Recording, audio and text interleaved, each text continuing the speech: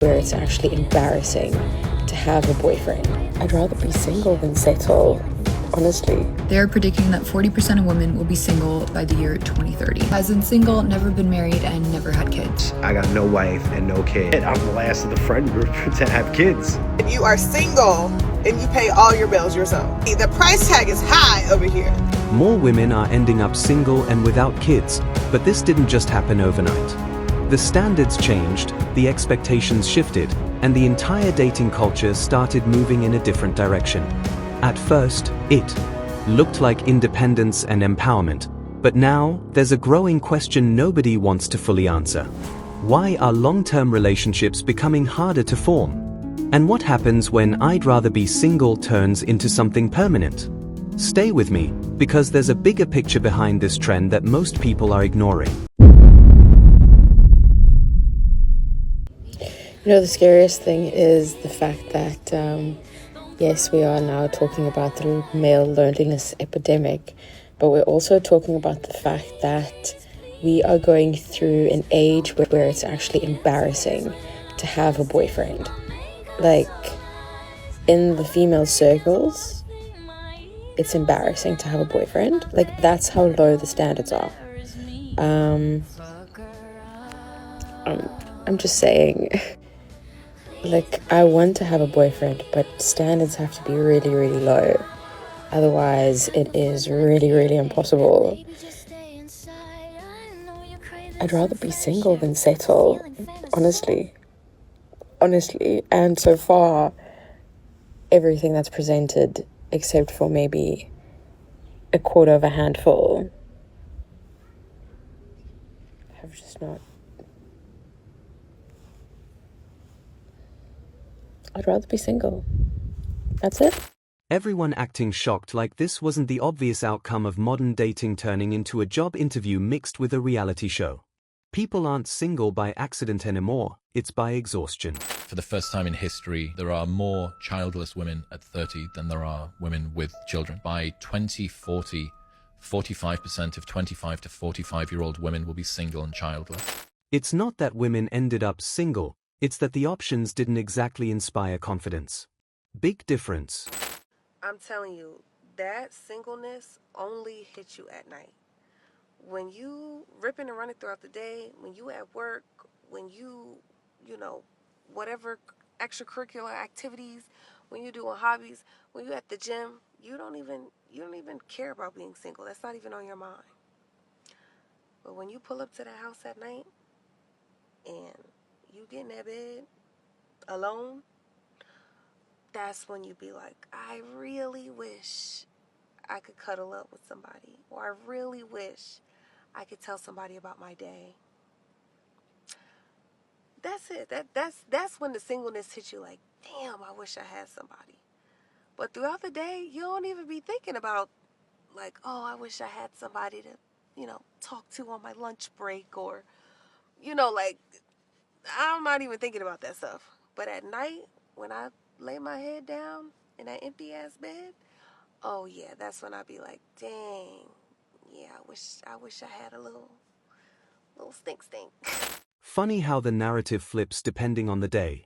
Independent until rent is due, then suddenly community matters again.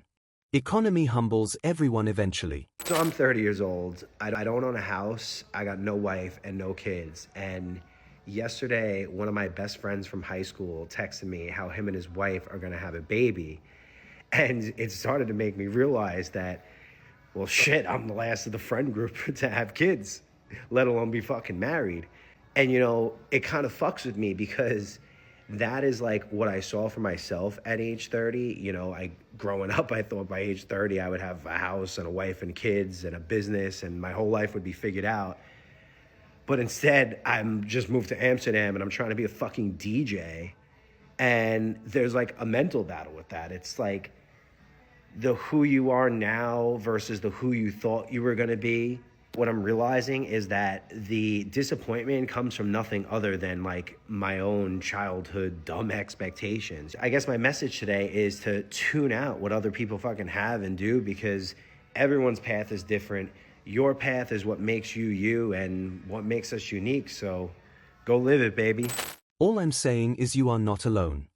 30's here as well, and no sign of any partners or kids in the near future. Society has definitely changed to where the new average age to have a family is definitely late 30's or 40's. At least the majority. Top reasons why men aren't approaching women in 2025. For one, low testosterone levels.